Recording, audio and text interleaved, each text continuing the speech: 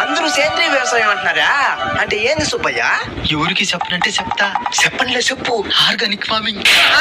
English లో కాదు, తెలుగులో అర్థమయ్యేలాగా చెప్పు. సేంద్రీయ వ్యవసాయం. పురుగుల మందు నోట్లో కొట్టేస్తాను. సరే సరే, సేంద్రీయ వ్యవసాయం గురించి నాకు కూడా సరిగ్గా తెలియదు. చిన్నప్పటి నుంచి వ్యవసాయం చేస్తున్నాం, మన కళ్ళ ముందే చాలా మారిపోయినాయి కదా. నిజమే రంగయ్య, ఒకప్పుడు మా పక్కింటి అమ్మాయి నన్ను చూసి పక్క నవ్వుతునింది. ఇప్పుడు అసలు పట్టించుకునేది కూడా. నేను చెప్పేది ప్రకృతి గురించి, పక్కింటి అమ్మాయి గురించి కాదు. ఈ వ్యవసాయం చేసి నష్టపోతున్నామే గాని రూపాయి లాభం లేదు. అధిక దిగుబడి వచ్చేదానికి ఈ సేంద్రీయ వ్యవసాయం ఏమన్నా ఉపయోగపడినా?